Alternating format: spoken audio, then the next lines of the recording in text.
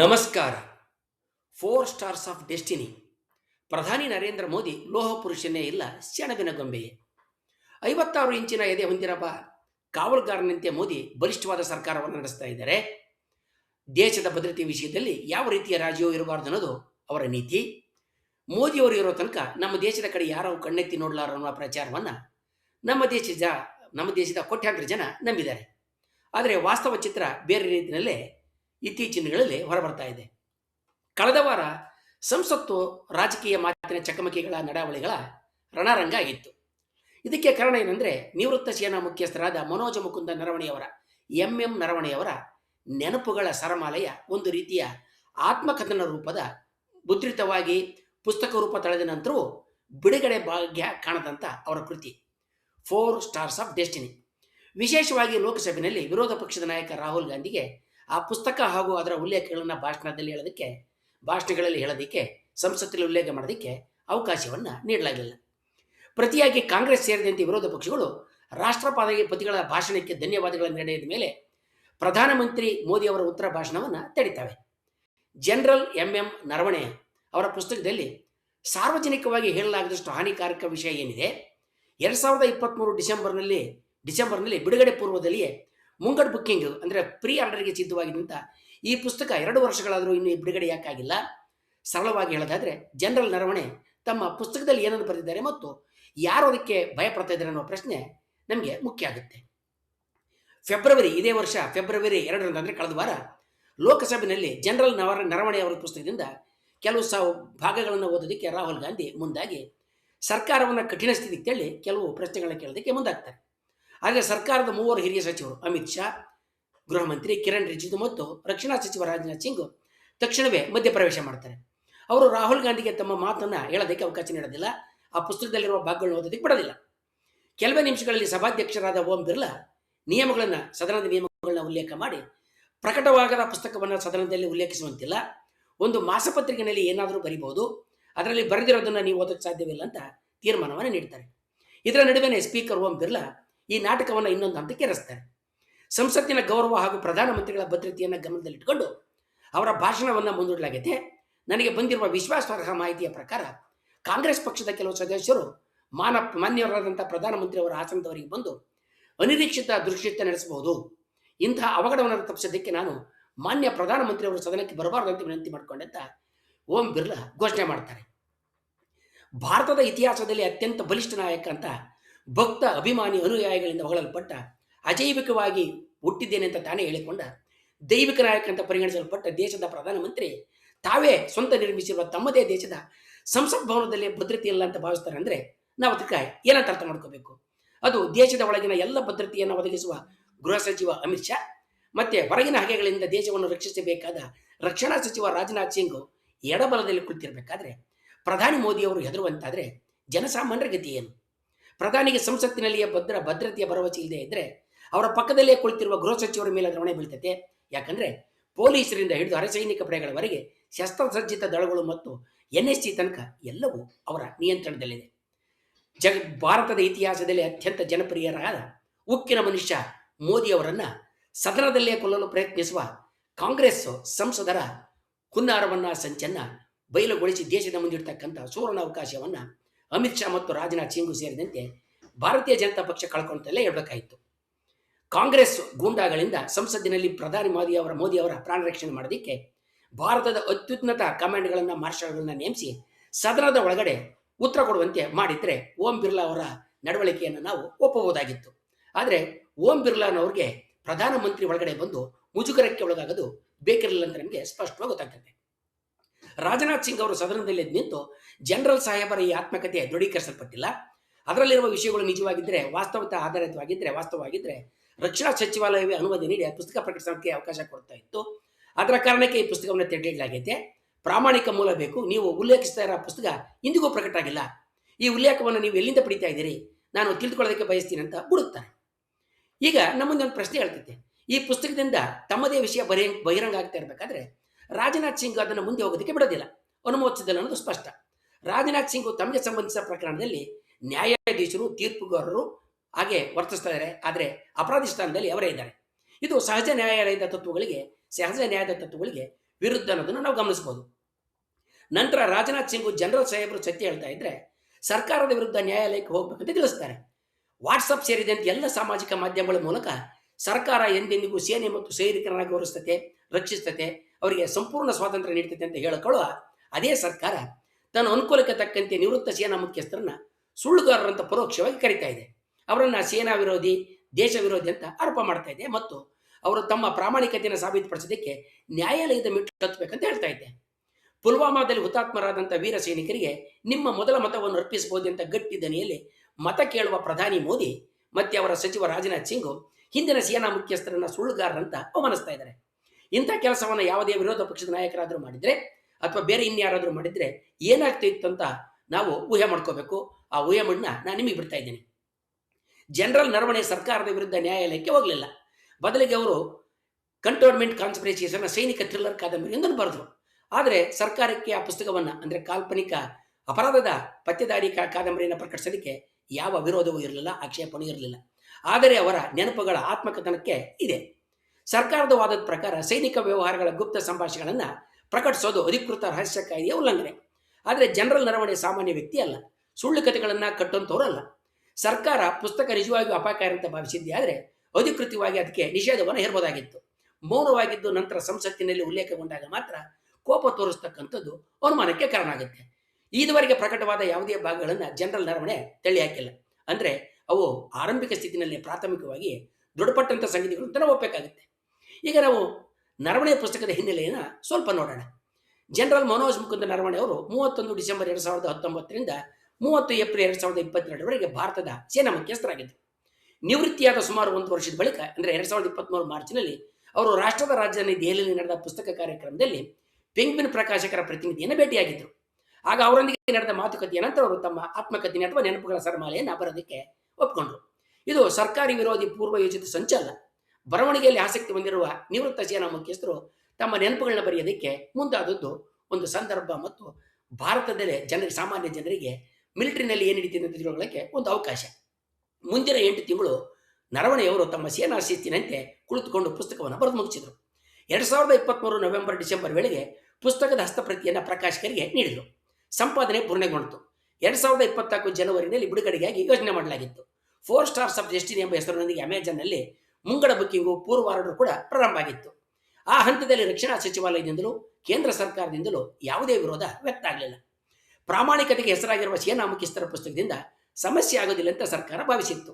ಸರ್ಕಾರವನ್ನೇ ಪ್ರಶಂಸಿರುವ ಕೆಲವು ಉಲ್ಲೇಖಗಳು ಪುಸ್ತಕದಲ್ಲಿವೆ ಎನ್ನುವ ಭಾವನೆ ಕೂಡ ಇತ್ತು. ಆದರೆ ನಂತರ ಪರಿಸ್ಥಿತಿ ಬದಲಾಗ್ತೊಡಗಿತ್ತು. ಸಾಮಾನ್ಯವಾಗಿ ಆತ್ಮಕಥನಗಳಿಗೆ ಪೂರ್ವ ಪ್ರಚಾರಕ್ಕಾಗಿ ಕೆಲವು ಭಾಗಗಳನ್ನ ಮಾಧ್ಯಮಗಳಿಗೆ ಕೊಡಲಾಗುತ್ತೆ. PTI ಸುದ್ದಿ ಸಂಸ್ಥೆ ಪ್ರಕಟಿಸಿದ ಒಂದು ಭಾಗದಲ್ಲಿ ಅಗ್ನಿಪಥ ಯೋಜನೆ ಕುರಿತಾಗಿ ಜನರಲ್ ಮಾಡಿದ್ದ ಟೀಕೆಯನ್ನು ಕೊಡಲಾಗಿತ್ತು. ಆರಂಭದಲ್ಲಿ ಅವರು ಪ್ರಧಾನಮಂತ್ರಿಗೆ ನೀಡಿದ ಸಲಹೆ ಸಣ್ಣ ಅವಧಿಗೆ ಸೇವಾ ಆಯ್ಕೆಯಂತೆ ಅಗ್ನಿವೀರನ್ನು ತಗೋಬೇಕಂತ ಇತ್ತು.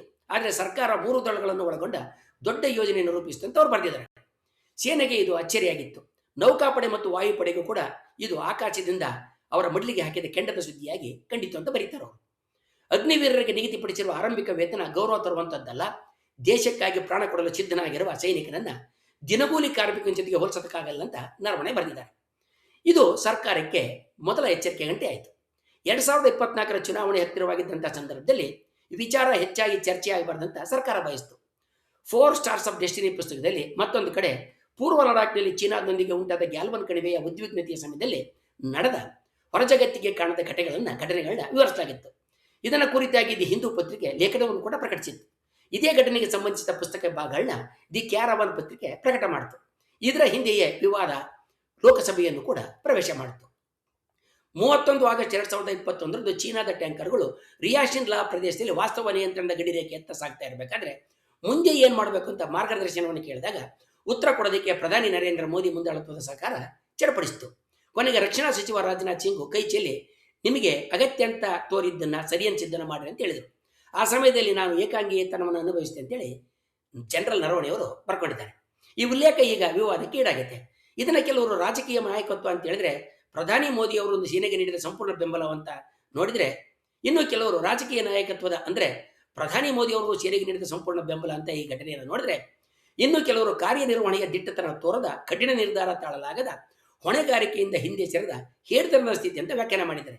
ಈ ಎರಡರಲ್ಲಿ ಸರ್ಕಾರ ಹೊಣೆಗಾರಿಕೆಯಿಂದ ದಿಟ್ಟತನದ ನಿರ್ಧಾರ ತೆಗೆದುಕೊಳ್ಳೋದ್ರಿಂದ ತಪ್ಪಿಸಿಕೊಳ್ಳೋದಕ್ಕೆ ಕಂಡುಕೊಂಡ ಪಲಾಯನದ ದಾರಿ ಅನ್ನೋದೇ ಏಕೆ ಸರಿ ಅನ್ನೋದನ್ನ ನಾವು ಮುಂದೆ ನೋಡೋಣ.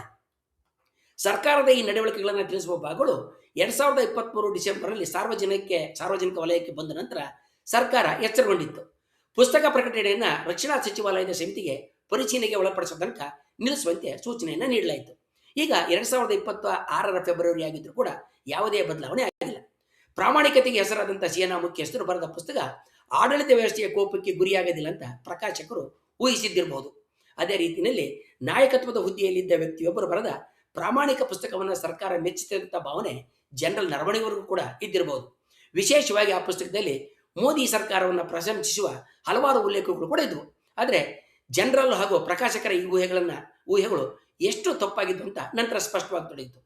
ಇನ್ನು ನೀವು ತಿಳಿದಂತೆ ಮಾಡಿ ಅಂತ ಸೇನೆಗೆ ಹೇಳಿದ್ರ ಮೂಲಕ ಪ್ರಧಾನಿ ಮೋದಿ ಅವರಿಗೆ ದೇಶವನ್ನು ಕಾಯಲು ಮಿಲಿಟರಿಗೆ ಎಷ್ಟು ಸ್ವಾತಂತ್ರ್ಯವನ್ನು ಕೊಟ್ಟಿದ್ರು ಅಂತ ವಾದ ಮಾಡ್ತಾ ಪ್ರಧಾನಿ ಮೋದಿ ಅವರ ರಕ್ಷಣೆಗೆ ಬರುತ್ತಿರುವ ವಾದ ಏಕೆ ಹುಳುಕಾಗಿದೆ, ಅದರಲ್ಲಿ ಏನು ದೋಷಗಳಿದ್ದೇವೆ ಅಂತ ನಾವು ಮುಂದೆ ನೋಡೋಣ. ತಮ್ಮ ಪುಸ್ತಕದಲ್ಲಿ ನರವಣೆಯವರು 2020 ಆಗಸ್ಟ್ 31 ರಾತ್ರಿ ಪೂರ್ವ ಲಡಾಖ್ನ ಕೈಲಾಶ್ ಶ್ರೇಣಿಯ ಸಮೀಪದ ಚೀನಾದ ಟ್ಯಾಂಕರ್ಗಳು ಸೇರೋದಕ್ಕೆ ಆರಂಭಿಸಿದವು. ಇದು ಗಲ್ವಾನ್ನಲ್ಲಿ ನಡೆದ ಮಾರಕ ಘರ್ಷಣೆಗಳ ಕೆಲವೇ ತಿಂಗಳ ನಂತರ ನಡೆದಿದ್ದು.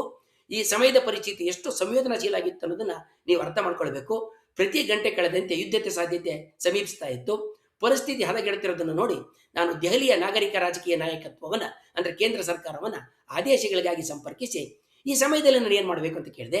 ರಕ್ಷಣಾ ಸಚಿವರು, ಚೀಫ್ ಆಫ್ ಡಿಫೆನ್ಸ್ ಸ್ಟಾಫ್, ರಾಷ್ಟ್ರೀಯ ಭದ್ರತಾ ಸಲಹೆಗಾರ ಎಲ್ಲರಿಗೂ ಒಂದೇ ಪ್ರಶ್ನೆಯನ್ನು ಕೇಳಲಾಯಿತು. ಗುಂಡು ಹಾರಿಸೋದಕ್ಕೆ ಅನುಮತಿ ಇದೆಯೇ ಅಥವಾ ತಡೆ ಹಿಡಿಬೇಕೆ? ನಮ್ಮ ಸೇನೆ ಯಾವಾಗಲೂ ಸಿದ್ಧವಾಗಿರ್ತೈತೆ, ಆದರೆ ನಮಗೆ ರಾಜಕೀಯ ಮುಂದಾಳತ್ವದ, ನಾಗರಿಕ ಆಡಳಿತದ, ರಾಜಕೀಯ ನಾಯಕತ್ವದ ಅನುಮತಿ ಅಗತ್ಯ ಅಂತ ನರವಣೆಯವರು ಬರೀತಾರೆ. ಪುಸ್ತಕದ ಇಲ್ಲಿರ್ತಕ್ಕಂಥ ನಮ್ಮ ವಿಷಯಗಳನ್ನ ನಾವು ನಂಬೋದೇ ಆದರೆ ಆರಂಭದಲ್ಲಿ ರಕ್ಷಣಾ ಸಚಿವರು ಯಾವುದೇ ಸ್ಪಷ್ಟ ಉತ್ತರವನ್ನು ನೀಡಲಿಲ್ಲ. ಸರಿ, ಪ್ರಧಾನಮಂತ್ರಿಗಳ ಜೊತೆಗೆ ಚರ್ಚಿಸ್ತೀನಿ ಅಂತೇಳಿ ಮತ್ತೆ ಕರೆ ಮಾಡೋದಾಗಿ ಹೇಳ್ತಾರೆ. ಇನ್ನೂ ಕೆಲವು ಗಂಟೆಗಳು ಕಳಿತೇವೆ, ಚೀನಾದ ಟ್ಯಾಂಕ್ಗಳು ಇನ್ನೆಷ್ಟು ಹತ್ರ ಬರ್ತವೆ. ಮತ್ತೆ ಸೇನಾ ಮುಖ್ಯಸ್ಥರು ರಕ್ಷಣಾ ಸಚಿವರನ್ನ ಸಂಪರ್ಕ ಮಾಡಿದಾಗ ಸರಿ, ನಿಮಗೆ ಸರಿ ಅಂತದನ್ನ ತೋಚಿದ್ದೆ ಮಾಡಿ ಅನ್ನೋ ಉತ್ತರ ಬಂತು ಅಂತ ನರವಣೆಯವರು ಬರೆದಿದ್ದಾರೆ. ಸಾಮಾನ್ಯವಾಗಿ ಪ್ರಜಾಪ್ರಭುತ್ವದ ದೇಶಗಳಲ್ಲಿ ಯುದ್ಧದಂಥ ಪರಿಸ್ಥಿತಿಯಲ್ಲಿ ಏನು ಮಾಡಬೇಕು ಅನ್ನೋದನ್ನ ಜನರಿಂದ ಆಯ್ಕೆಯಾದ ಸರ್ಕಾರ ನಿರ್ಧಾರ ಮಾಡುತ್ತೆ. ಗುಂಡು ಹಾರಿಸಬೇಕೇ ಬೇಡವೆ, ಹಾಟ್ಲೈನ್ ಮೂಲಕ ದಾಳಿ ಮಾಡ್ತಾ ಇರತಕ್ಕಂಥ ದೇಶದ ರಾಜಕೀಯ ನಾಯಕರನ್ನ ಸಂಪರ್ಕಿಸಬೇಕೇ ಬೇಡವೆ ಅಂತಕ್ಕಂಥ ಮುಂತಾದಂಥ ಸಂಗತಿಗಳನ್ನ ಸರ್ಕಾರವೇ ತೀರ್ಮಾನಿಸುತ್ತೆ. ಸೇನೆ ಸ್ವಂತ ಅಂತಿಮವಾದಂಥ ಯಾವುದೇ ನಿರ್ಧಾರವನ್ನು ಕೈಗೊಳ್ಳೋದಿಲ್ಲ. ಆದರೆ ಸರ್ಕಾರ ಕೈಗೊಂಡಂತಹ ನಿರ್ಣಯವನ್ನು ಜಾರಿಗೊಳಿಸಬೇಕಾದಂಥದ್ದು, ಕಾರ್ಯಾಚರಣೆಯ ವಿವರಗಳನ್ನ ಕೆಲಸ ಮಾಡಿದಕ್ಕೆ ತಕ್ಕಂತೆ ನಡ್ಕೊಳ್ಬೇಕಾದ್ದು ಸೇನೆಯ ಹೊಣೆಯಾಗಿರುತ್ತೆ. ಅದೇ ರೀತಿಯಲ್ಲಿ ಸರ್ಕಾರದ ಎಲ್ಲ ಇಲಾಖೆಗಳು ಕೆಲಸ ಮಾಡ್ತವೆ. ನಾಗರಿಕ ರಾಜಕೀಯ ನಾಯಕತ್ವವೇ ಅಂತಿಮ ತೀರ್ಮಾನವನ್ನು ಈ ಎಲ್ಲ ಸಂಗತಿಗಳಲ್ಲಿ ಕೈಗೊಳ್ಳುತ್ತೆ. ಇದಕ್ಕೆ ಮಿಲಿಟರಿಯ ಕಾರ್ಯಾಚರಣೆಯು ಕೂಡ ಕೊರತಲ್ಲ. ಪಾಕಿಸ್ತಾನದಂಥ ದೇಶಗಳಲ್ಲಿ ಈ ಪರಿಸ್ಥಿತಿ ಬೇರೆ ಇರಬಹುದು, ಆದರೆ ನಮ್ಮ ದೇಶದ ವ್ಯವಸ್ಥೆನೇ ಬೇರೆ. ಇಲ್ಲಿ ಸರ್ಕಾರ ಬಯಸಿದರೆ ಸಂಧಾನಕ್ಕಾದರೂ ಹೋಗಬೇಕಾಗಿತ್ತು ಅಥವಾ ದಾಳಿಗಾದರೂ ಆದೇಶ ಮಾಡಬೇಕಾಗಿತ್ತು. ಆದರೆ ಇಷ್ಟು ನಿರ್ಣಾಯಕ ಸಮಯದಲ್ಲಿ ಸರ್ಕಾರ ಹೊಣೆಗಾರಿಕೆಯಿಂದ ಹಿಂದೆ ಸೇರಿದನ್ನು ಆಯ್ಕೆ ಮಾಡಿಕೊಡ್ತು, ಹೊಣೆಯನ್ನು ಹೊರಲಿಲ್ಲ. ಹೊಣೆಗಾರಿಕೆಯನ್ನು ಸೇನೆಯ ಮೇಲೆ ಹಾಕಲಾಯಿತು. ಇದನ್ನು ಸ್ವಾತಂತ್ರ್ಯ ನೀಡೋದಂತ ಕರೆಯೋದಕ್ಕಾಗೋದಿಲ್ಲ. ಇದನ್ನು ತನ್ನ ಹೊಣೆಗಾರಿಕೆಯಿಂದ ತಪ್ಪಿಸಿಕೊಳ್ಳೋದು, ಸರಿಯಾದ ಸಮಯದಲ್ಲಿ ಸರಿಯಾದ ನಿರ್ಧಾರವನ್ನು ಕೈಗೊಳ್ಳೋದ್ರಲ್ಲಿ ವಿಫಲ ಆಗೋದಂತ ನಾವು ಕರಿಬೇಕಾಗುತ್ತೆ. ತಮ್ಮ ಆತ್ಮಕಥನದಲ್ಲಿ ನರವಣೆಯವರು ಗಲ್ವಾನ್ ಘರ್ಷಣೆಗಳ ನಂತರವೂ ಕೂಡ ಭಾರತೀಯ ಸರ್ಕಾರ ಸೇನಾ ಘಟಕಗಳಿಗೆ ಗುಂಡು ಹಾರಿಸೋದಕ್ಕೆ ಅನುಮತಿಯನ್ನು ನೀಡ್ತಾ ಇರಲಿಲ್ಲ. ತಮ್ಮ ಜೀವಕ್ಕೆ ಅಪಾಯ ಎದುರಾದಾಗಲೂ ಕೂಡ ಗಲ್ವಾನ್ನಲ್ಲಿ ಅಷ್ಟು ಸೈನಿಕರು ಹುತಾತ್ಮರಾದ ಬಳಿಕ ಕೂಡ ಸರ್ಕಾರ ಹಿಂಜರಿತಾ ಇತ್ತು. ಸೇನೆಯಿಂದ ಭಾರೀ ಒತ್ತಡ ಬಂದ ನಂತರ ಮಾತ್ರ ಕೆಲವೇ ಘಟಕಗಳಿಗೆ ಗುಂಡು ಹಾರಿಸೋದಕ್ಕೆ ಅನುಮತಿ ನೀಡಲಾಯಿತು. ಚೀನಾದ ಪಡೆಗಳಿಂದ ದಾಳಿಗೆ ಒಳಗಾಗ್ತಿರೋರು ಆತ್ಮರಕ್ಷಣೆಗೆ ಮಾತ್ರ ಗುಂಡು ಹಾರಿಸಬಹುದು ಅಂತ ಹೇಳಲಾಯಿತು ಅಂತ ಪುಸ್ತಕದಲ್ಲಿ ಬರೆದಿದ್ದಾರೆ. ಆದರೆ ಸರ್ಕಾರದ ಸಾರ್ವಜನಿಕ ಹೇಳಿಕೆಗಳು ಇದಕ್ಕೆ ಸಂಪೂರ್ಣ ವಿರುದ್ಧವಾಗಿದ್ದು, ಮೋದಿ ಸರ್ಕಾರ ಯಾರಿಗೂ ಭಯಪಡೋದಿಲ್ಲ, ಎಲ್ಲರಿಗೂ ಕಠಿಣ ಸಂದೇಶ ನೀಡ್ತೈತೆ ಅಂತ ಮತ್ತೆ ಮತ್ತೆ ಪ್ರಚಾರ ಮಾಡಲಿತ್ತು ಮತ್ತು ಹೇಳಲಾಗ್ತಿತ್ತು. ಸೀಮೆಯಲ್ಲಿ ಸಶಸ್ತ್ರ ಪಡೆಗಳಿಗೆ ಸಂಪೂರ್ಣ ಸ್ವಾತಂತ್ರ್ಯ ನೀಡಲಾಗಿದೆ ಅಂತ ಪ್ರಚಾರ ಮಾಡಿ ಜನರನ್ನು ನಂಬಿಸಲಾಗ್ತಾ ಇತ್ತು. ಆದರೆ ವಾಸ್ತವ ಏನಂತ ಹೇಳಿದ್ರೆ ಸರ್ಕಾರ ಚೀನಾವನ್ನು ಕಂಡು ಭಯಪಡ್ತಾ ಇತ್ತು. ನಮ್ಮ ಸೈನಿಕರ ಕೈಯಲ್ಲಿ ಬಂದೂಕು ಇದ್ರೂ ಕೂಡ ಅವರಿಗೆ ಗುಂಡು ಹಾರಿಸೋದಕ್ಕೆ ಅನುಮತಿಯನ್ನು ನೀಡಲಾಗ್ತಾ ಇರಲಿಲ್ಲ ಅಂತ ನರವಣೆಯರ ಪುಸ್ತಕದ ಭಾಗಗಳು ತಿಳಿಸ್ತವೆ. ಇದರ ಹೊರತಾಗಿಯೂ ಚೀನಾ ತನ್ನ ಸೇನೆಯನ್ನು ಹಿಂದಕ್ಕೆ ಕರೆಸಿಕೊಳ್ತಕ್ಕಂಥ ಮಾತುಕತೆಗಳ ಸಮಯದಲ್ಲೂ ಕೂಡ ಸರ್ಕಾರ ಮತ್ತು ಸೇನೆಯ ನಡುವೆ ಘರ್ಷಣೆ ಇತ್ತು ಅಂತ ನರವಣೆ ಹೇಳ್ತಾರೆ. ಚೀನಾದ ಜೊತೆ ನಡೆದ ಆ ಸಭೆಗಳ ಅಧಿಕೃತ ನಡಾವಳಿಗಳು ಅಂದರೆ ಮಿನಿಟ್ಸ್ ಆಫ್ ದಿ ಮೀಟಿಂಗು ದಾಖಲೆ ಆಗಬೇಕು ಅಂತ ಸೇನೆ ಬಯಸಿರುತ್ತೆ. ಆದ್ದರಿಂದ ಚೀನಾದ ಪಕ್ಷ ನಂತರ ತಮ್ಮ ಬದ್ಧತೆಗಳನ್ನ ಮತ್ತು ಭರವಸೆಗಳಿಂದ ಚೀನಾ ದೇಶ ನಂತರ ತನ್ನ ಬದ್ಧತೆಗಳು ಮತ್ತು ಭರವಸೆಗಳಿಂದ ಹಿಂದೆ ಸರಿಯೋದಕ್ಕೆ ಸಾಧ್ಯ ಆಗೋದಿಲ್ಲ. ಇಂಥ ಸಭೆಗಳ ಮಿನಿಟ್ಸ್ ಆಫ್ ದಿ ಮೀಟಿಂಗ್ಸು ಅಂದರೆ ನಡಾವಳಿಗಳು ಇರಬೇಕು ಅನ್ನೋದು ಸಾಮಾನ್ಯ ಪ್ರಕ್ರಿಯೆ ಆಗಿರ್ತದೆ. ಆದರೆ ನರವಣೆ ಅವರ ಪ್ರಕಾರ ಅದಕ್ಕಾಗಿ ಚೀನಾದ ಮೇಲೆ ಒತ್ತಡ ಹೇರೋದನ್ನ ವಿದೇಶಾಂಗ ಸಚಿವ ಮಾಡೋದಿಲ್ಲ, ಮತ್ತೆ ನಿರಾಕರಣೆಯನ್ನು ಮಾಡುತ್ತೆ. ಯಾಕಂದ್ರೆ ನಡಾವಳಿಗಳು ಇದ್ರೆ, ಅಂದ್ರೆ ಮಿನಿಟ್ಸ್ ಆಫ್ ದಿ ಮೀಟಿಂಗ್ ಇದ್ರೆ ರಾಜತಾಂತ್ರಿಕ ಮೇಲುಗೈ ಪಡೆಯುವುದಾಗಿತ್ತು. ಎಲ್ಲರ ಎದುರು ಕೆಂಗಣ್ಣು ಬಿಟ್ಟು ಹೆದರಿಸುವ ವಿದೇಶಾಂಗ ಸಚಿವ ಜೈಶಂಕರ್ ಚೀನಾದ ಎದುರು ಗರುಡನ ಮುಂದೆ ಹೆದರಿದ ಹಾವಿನಂತೆ ಸುತ್ತಿಕೊಂಡು ಮಲಗಿರ್ತಾರೆ. ಇನ್ನು ಪ್ರಧಾನಿ ಮೋದಿಯವರು ಭಾರತಕ್ಕಿಂತ ದುರ್ಬಲವಾದ ಪಾಕಿಸ್ತಾನದ ವಿಷಯ ಬಂದಾಗ ಗಟ್ಟಿಯಾಗಿ ಮಾತಾಡೋದು, ಬಲಿಷ್ಠ ಚೀನಾದ ವಿಷಯ ಬಂದಾಗ ಮೌನ ವಹಿಸೋದು, ಅಥವಾ ನಮ್ಮ ಗಡಿಯೊಳಗಡೆ ಯಾರೂ ಬಂದಿಲ್ಲ ಅಂತ ಹೇಳೋದು ಸಾಮಾನ್ಯ ಸಂಖ್ಯೆ ಆಗೈತೆ. ಏಪ್ರಿಲ್ 29, 2024ರಂದು ಕರ್ನಾಟಕದ ಬಾಗಲಕೋಟೆಯಲ್ಲಿ ನಡೆದಂಥ ಲೋಕಸಭಾ ಚುನಾವಣೆ ರ್ಯಾಲಿಯಲ್ಲಿ ಪ್ರಧಾನಿ ಮೋದಿ ಅವರು ಪಾಕಿಸ್ತಾನದ ಬಾಲ್ಕೋಟ್ ಮೇಲೆ ನಡೆದ ದಾಳಿ ಬಗ್ಗೆ ಹೇಳ್ತಾ, ಮೋದಿ ಬೆನ್ನಿಗೆ ಚೂರಿ ಹಾಕೋನಲ್ಲ, ಎದುರಾಗಿ ಬಂದು ಹೊಡೆಯೋನು.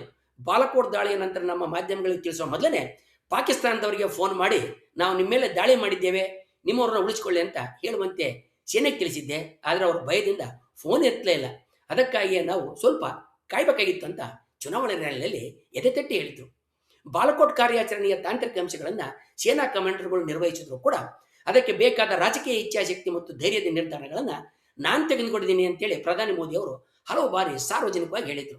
ಸಂದರ್ಶನವೊಂದರಲ್ಲಿ ಮೋದಿ ಅವರು ಬಾಲಕೋಟ್ ದಾಳಿಯ ಸಮಯದಲ್ಲಿ ಮೋಡಗಳಿದ್ದ ಕಾರಣ ಭಾರತೀಯ ವಿಮಾನಗಳು ಪಾಕಿಸ್ತಾನದ ರಾಡಾರ್ಗಳಿಂದ ತಪ್ಪಿಸಿಕೊಳ್ಳೋದಕ್ಕೆ ಸಹಕಾರಿಯಾಗಬಹುದಂತ ತಾಂತ್ರಿಕ ಸಲಹೆಯನ್ನು ತಾವು ನೀಡಿದ್ದಾಗೆ ಹೇಳಿದರು. ಹಿಂದಿನ ಸರ್ಕಾರಗಳು ಗಡಿನ ದಾಟೋದಕ್ಕೆ ಹಿಂಜರಿತಾ ಇದ್ವು, ಆದರೆ ನಮ್ಮ ಸರ್ಕಾರ ಚೀನೆಗೆ ಗಡಿ ದಾಟಿ ಭಯೋತ್ಪಾದನೆಯನ್ನ ಅವರ ಮನೆಯಲ್ಲೇ ಹೊಡೆಯೋದಕ್ಕೆ ಗ್ರೀನ್ ಸಿಗ್ನಲ್ ನೀಡುತ್ತೆ, ಹಸಿರು ಸಂಕೇತವನ್ನು ನೀಡುತ್ತೆ ಅನ್ನೋದು ಅವರ ಪ್ರಮುಖವಾದ ಆಗಿತ್ತು. ಪಾಕಿಸ್ತಾನದ ವಿಷಯ ಬಂದಾಗ ಮಿಲಿಟರಿಯವರಿಗೆ ಸಲಹೆ ನೀಡುವ ಚಾಣಕ್ಯ, ಕೆಂಗಡಿನ ವೀರ, ಯೋಧರಾಗಿ ಬದಲಾಗುವ ಪ್ರಧಾನಿ ಮೋದಿ ಅವರು ಚೀನಾದ ವಿಷಯಗಳಲ್ಲಿ ನಿಷ್ಕ್ರಿಯ ಮೌನಿಯಾಗಿ ಧ್ಯಾನಿಯಾಗಿ ಬದಲಾಗೋದನ್ನು ನಾವು ಗಮನಿಸಬಹುದು. ನರವಣೆಯವರ ಪುಸ್ತಕ ಸರ್ಕಾರದ ಚೀನಾ ನೀತಿಯ ಮೇಲೆ ಹೊಸ ಚರ್ಚೆಗೆ ದಾರಿ ಮಾಡಿಕೊಡ್ಬೋದೇ, ಅಥವಾ ರಾಷ್ಟ್ರೀಯ ಭದ್ರತಾ ವಿಷಯಗಳನ್ನು ರಾಜಕೀಯಗೊಳಿಸುವ ಅಪಾಯ ಇದೆಯೇ? ಇತಿಹಾಸವನ್ನು ನೋಡಿದ್ರೆ 1962ರ ಚೀನಾ ಯುದ್ಧದ ಕುರಿತು ಬ್ರಿಗೇಡಿಯರ್ ದಾಲ್ಫೆ ಬರೆದ ದಿ ಹಿಮಾಲಯನ್ ಬ್ಲೆಂಡರ್ ಪುಸ್ತಕವನ್ನು ಇಂದಿರಾ ಗಾಂಧಿ ಸರ್ಕಾರ ನಿಷೇಧ ಹೇರಿರುತ್ತೆ. ನಂತರ ಅದು ಸಾರ್ವಜನಿಕವಾಗಿ ಲಭ್ಯ ಆಗುತ್ತೆ. ಆಗ ಸಂಸತ್ತಿನಲ್ಲಿ ತೀವ್ರವಾದಂಥ ಚರ್ಚೆ ಕೂಡ ನಡೆದಿರುತ್ತೆ. ಅಟಲ್ ಬಿಹಾರಿ ವಾಜಪೇಯಿ ಅವರು ಈ ಚರ್ಚೆನಲ್ಲಿ ಭಾಗಿಯಾಗಿ ಬಹಳ ಖ್ಯಾತಿಯನ್ನು ಹೆಸರನ್ನು ಗಳಿಸ್ತಾರೆ. 1999ರ ಕಾರ್ಗಿಲ್ ಯುದ್ಧದ ನಂತರ ಕಾರ್ಗಿಲ್ ವಿಮರ್ಶಾ ಆಯೋಗ ರಚನೆಗೊಳ್ಳುತ್ತೆ. ವರದಿಯನ್ನು ಸಂಸತ್ನಲ್ಲಿ ಮಂಡಿಸಲಾಗುತ್ತೆ. ಆದರೆ 2020ರ ಲಡಾಖ್ ಘಟನೆ ಕುರಿತು ಸಂಸತ್ನಲ್ಲಿ ಸಮಗ್ರವಾದ ಚರ್ಚೆ ನಡೆದಿಲ್ಲ. ಚರ್ಚೆ ಪ್ರಜಾಪ್ರಭುತ್ವದ ಹೃದಯ. ಅಸಮಾಧಾನ ಪ್ರಶ್ನೆಗಳನ್ನು ಎದುರಿಸೋದು ನಿಜವಾದಂಥ ನಾಯಕತ್ವದ ಪರೀಕ್ಷೆ. ಮಾಹಿತಿ ನಿಯಂತ್ರಣ ಮತ್ತು ಕಥಾನಕ ನಿರ್ಮಾಣ, ಕಥೆಗಳನ್ನು ಕಟ್ಟೋದು ಆಡಳಿತ ಭಾಗವಾಗಿಬಿಟ್ರೆ ಸಂವೇದನಾ ವಿಷಯಗಳ ಬಗ್ಗೆ ಚರ್ಚೆ ನಡೆಯೋದಿಲ್ಲ ಮತ್ತು ಎಲ್ಲ ಮುಖ್ಯವಾದ ಅಂಶಗಳು ಬಲಿಯಾಗಿ ಕಣ್ಮರೆಗೆ ಹೋಗ್ತವೆ. ಇಷ್ಟೆಲ್ಲ ನಡೆದರೂ ಕೂಡ ನಮ್ಮ ದೇಶದ ಮುಖ್ಯ ಮಾಧ್ಯಮಗಳು ಸರ್ಕಾರಕ್ಕೆ ಪ್ರಶ್ನೆಗಳನ್ನು ಹಾಕೋದಿಲ್ಲ.